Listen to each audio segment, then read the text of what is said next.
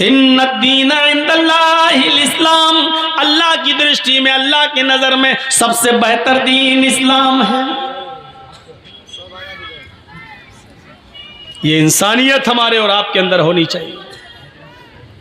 वरना एक औरत कह देती थी रात के अंधेरे में, एक औरत रात के अंधेरे में, हजरत उमर ने देखा कि हांडी जल रही है, उस औरत के पतीली का ढक्कन खोल के देखा तो उसमें सिर्फ पानी गर्म हो रहा है और 2-3 पत्थर पड़े हुए। उस औरत से पूछा, ये क्या है, पानी के अंदर पत्थर? कहा कि मैं नहीं जानती ये कौन है। कहती है, क्या करूं, बच्चे भूखे हैं, इनको तसल्ली दे रही हूं, आग जलती रहेगी, हांडी पकती रहेगी, पत्थर उबलते रहेंगे और इन बच्चों को इंतजार में, हाँ मेरी माँ खाना बना रही है, नींद आ जाएगी और भूखे सो जाएगी। बच्चों को धोखा दे रही हो तो क्या करूं, मेरे पास जब कुछ है नहीं। तुमने अमीरुल मोमिनीन से क्यों नहीं कहा, उमर से क्यों नहीं कहा? उस औरत का जवाब देखो क्या है। कहती है, मैं उमर के पास क्यों जाऊं कहने के लिए, क्यों जाऊं मैं? उमर अमीर है, लोगों का जिम्मेदार है, उमर की ड्यूटी है ये पता लगाना कि किसके घर में चूल्हा जल रहा है और किसके घर में चूल्हा नहीं जल रहा है।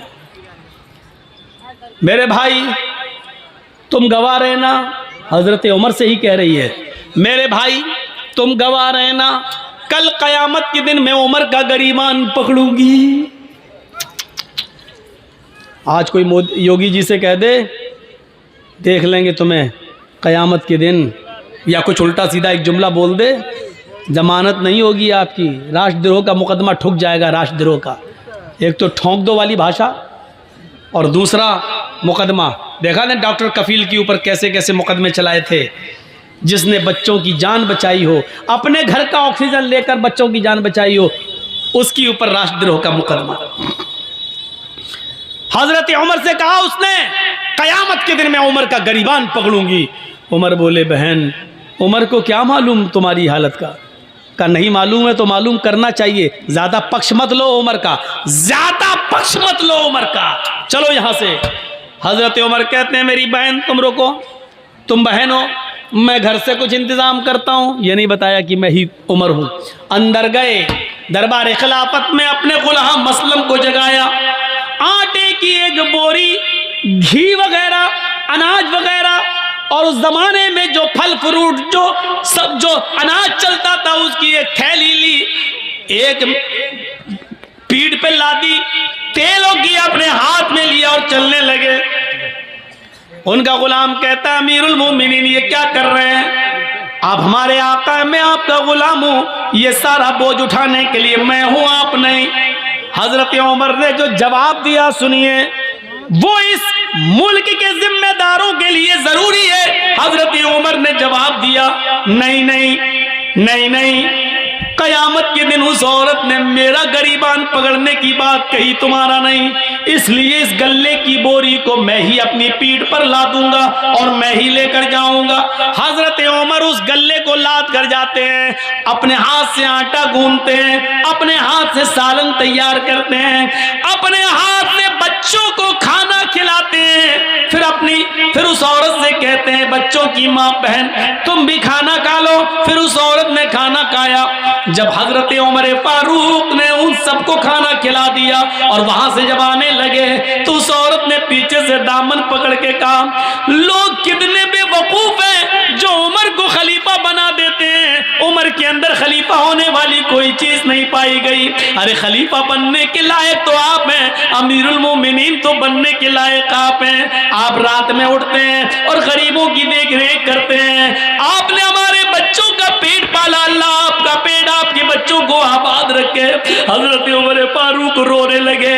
उस औरत ने कहा, तो आपने मुझे बहन कहा है और आप रो रहे हैं। आपने मेरे घर में खुशियां दी है, बच्चों को खिलाया है और मेरी वजह से आपकी आंखों में आंसू।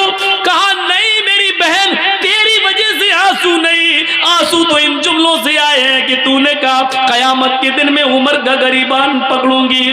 मेरी बहन, मैं तुझे कैसे बताऊं कि मैं ही उमर हूं, अमीरुल मोमिनीन मैं ही हूं, और ये मेरी गलती है कि अब तक तेरे घर की खबरगिरी मैं नहीं कर सका। मेरी बहन, कयामत के दिन अब मेरा गरीबान मत पकड़ना। मेरी बहन, अल्लाह के दरबार में इतनी गवाही दे देना कि मेरा एक जुमला जब सुना तो इसने मेरे बच्चों को खिला दिया था और अपनी जिम्मेदारी पूरी की।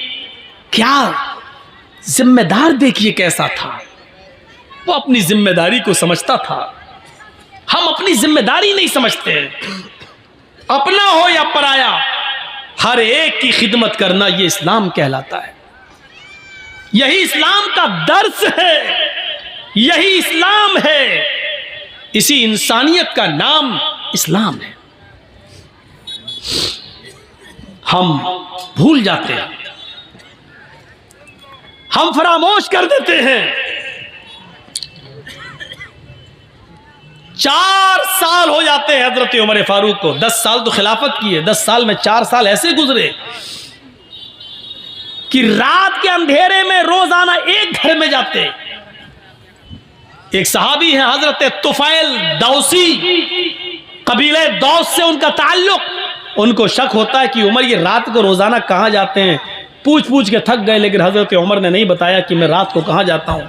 एक दिन तुफैल दौसी को तजस्सुस सूझ गया, देखें कहां जाता है उमर। रात की तारीकी में, रात के अंधेरे में जासूसी करने लगे। हजरत उमर आगे आगे जा रहे हैं, तुफैल दौसी पीछे पीछे पेड़ से छुप छुप के कि उमर मुझे देख ना लें। हजरत उमर दाएं बाएं देख रहे हैं, लेकिन इनको पीछे का कोई आदमी दिखाई नहीं दे रहा है। चल दिए 4-5 मील दूर एक बियाबान आबादी में, आज बियाबान जगह आ जाते हैं। 5-6 झोपड़ियों के अलावा वहां कुछ नहीं है। एक झोपड़ी में चिराग जल रहा था। हजरत उमर फारूक ने दाएं बाएं देखा कि मुझे कोई नहीं देख रहा, उस झोपड़ी के अंदर घुस जाते हैं। तुफैल दौसी को शक हो गया कि उमर इतनी रात में इस झोपड़ी में क्या करने गया। इंसान की फितरत है,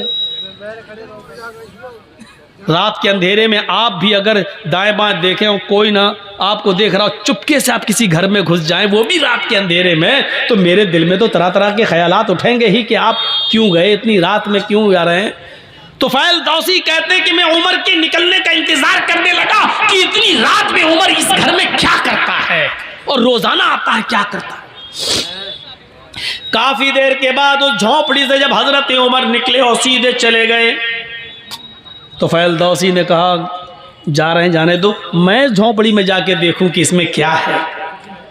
हजरत तुफैल जब उस झोपड़ी में घुसते हैं तो क्या देखते हैं कि एक कोने में चिराग जल रहा है। उस चिराग के पास खजूर के पत्तों की बनी हुई एक चटाई बिछी हुई है। उस चटाई के ऊपर कोई लेटा हुआ है। करीब गए तो पता चलता है कि एक औरत है, और करीब जाते हैं तो पता चलता है कि वो बूढ़ी औरत है, और करीब गए तो क्या देखते हैं कि वो तो आंखों से अंधी है, दांत उसके मुंह में नहीं है, और हाथों से कोड़ी और पैरों से लंगड़ी है। हजरत तुफैल उसके पास बैठ जाते हैं और कहते हैं माँ। उसने कहा जी क्या मैं तुमसे कुछ पूछना चाहूं तुम बताओगी। उसने कहा बोलो बेटा। कहा ये आदमी जो तुम्हारे पास आया है और अभी अभी यहां से गया है, ये कौन है, क्या तुम इसको जानती हो, क्या तुमने कभी इसको देखा है। कहा नहीं, मैं आंखों से अंधी हूं, मैं क्यों मैं कैसे देख सकती हूं। कहा मां मुझे जल्दी बताओ कि ये आदमी यहां आता है तो कम से कम तुम्हें बताया तो होगा कि मैं कौन हूं। कहा नहीं मेरे बेटे, ये आदमी यहाँ 4 साल से बराबर कंटिन्यू आता है, चाहे कितनी बारिश हो, चाहे कितनी आंधी हो, चाहे कितना तूफान हो, चाहे कुछ भी हो, लेकिन ये यहाँ जरूर आता है। लेकिन 4 साल से आज तक इसने मुझे अपना नाम नहीं बताया। यहाँ तो 100 रुपए मदरसे में चंदा देते हैं तो नाम के साथ देते हैं कि फलां साहब ने दिया है। ऐलान करो मौलाना साहब। 1000 रुपये चंदा देते हैं तो उसमें भी हमें शोहरत चाहिए, फला ने दिया। और यहाँ बैठे रहते हैं कंपटीशन में, मेरा दुश्मन कितना दे रहा है, अगर उसने 1 दिया तो उसको दिखाने के लिए हम 1200 देंगे, हम 1500 देंगे। ये कंपटीशन है हमारे यहाँ। सब नेकी बेकार। ये सिस्टम ही पहली बात तो हमें गलत लगता है कि लाइए मौलाना साहब ये 100 रुपये लीजिए, मेरे अब्बू के लिए दुआ कर दी, अल्लाह उनको जन्नत दे। अरे आप मदरसे को चंदा दीजिए, आप दिल में नियत कर लीजिए कि मैं अपने बाप की तरफ से दे रहा हूं, आपको सवाब मिलेगा। मौलाना साहब से नाम ले लेकर क्यों दुआ करवा रहे हो? जर्जी साहब को अपने बाप को सवाब पहुंचाना है, जर्जी साहब 1000 रुपया देंगे, दिल में नियत है मैं अपने बाप की तरफ से दे रहा हूं, बाप को सवाब मिलेगा। 20 साल हो गई तकरीरें करते करते, यही बताते बताते, लेकिन नहीं बदली जा रही ये बात, नहीं वही धुर्रा चला आ रहा है, उसी पे हम चल रहे हैं। 4 साल हो गई, आज तक इसने मुझे अपना नाम नहीं बताया कि कौन है। अच्छा, बस ये कह देता है मैं तुम्हारा बेटा हूं, मैं तुम्हारा बेटा हूं। मैंने भी पूछना छोड़ दिया, बेटा जब नाम ही नहीं बताता तो क्या करूं। तो करता क्या है यहां, करता क्या है ये पूछ रहे हो? हाँ बेटे, इस आदमी के बहुत एहसान है मेरे ऊपर। कहा माँ बताओ ना क्या करता है।